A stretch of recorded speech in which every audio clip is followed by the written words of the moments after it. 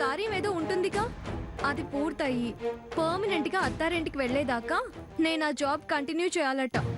అంతేనా? నేను ఇంకా ఏంటో అనుకున్నా.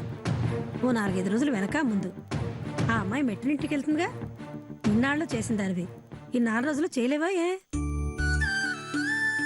ఆ తర్వాత వాళ్ళకి మనకి చెల్లు. మన బతికేదో మనం ప్రశాంతంగా బతకచ్చు.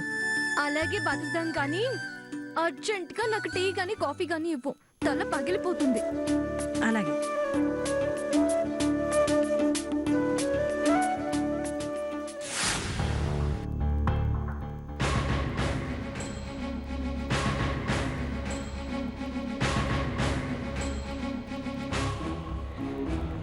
ఏంటమ్మా లేక, ఎందుకలా కాలుగాలిన పిల్లిలా అటు ఇటు తిరుగుతున్నావు? కాలు కాలిన పిల్లిలా కాదు, కడుపు కాలుతుంది, గుండె మండుతుంది. ఇంట్లో కార్యానికి ఏర్పాటు చేస్తుంటే నువ్వేంటి ఒళ్ళు మండిపోతుందంటున్నావు?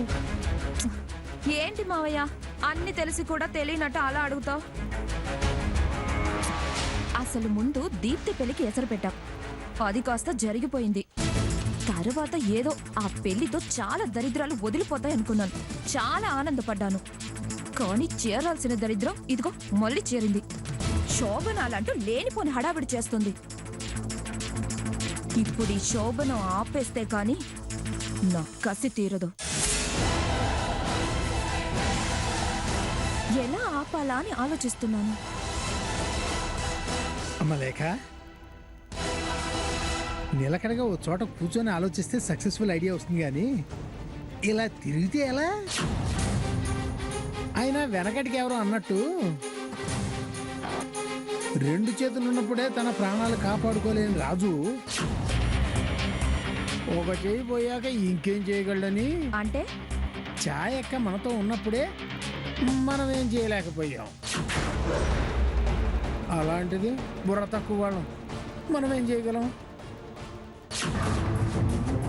అదిగో పెద్ద బుర్ర మన డాన్ పార్టీ మార్చింది, ఇంక మనం వీక్ అయిపోయాం. మమ్మీ అటైనా మనం ఇటైనా 600 అయినా కానీ ఈ శోభనం ఆపి తీరాల్సిందే. ప్రయత్నం చేద్దాం, కానీ ఏదైనా బయట పడకుండా చేద్దాం. సరదా పూజ దగ్గరికి వెళ్దాం. నేను రానులే మావయ్య. నేను ఏదో ఒకటి ఆలోచించి ఈ శోభనం ఆపడానికి ప్రయత్నం చేస్తాను. సరే, మంచి ఐడియా ఆలోచించమ్మా.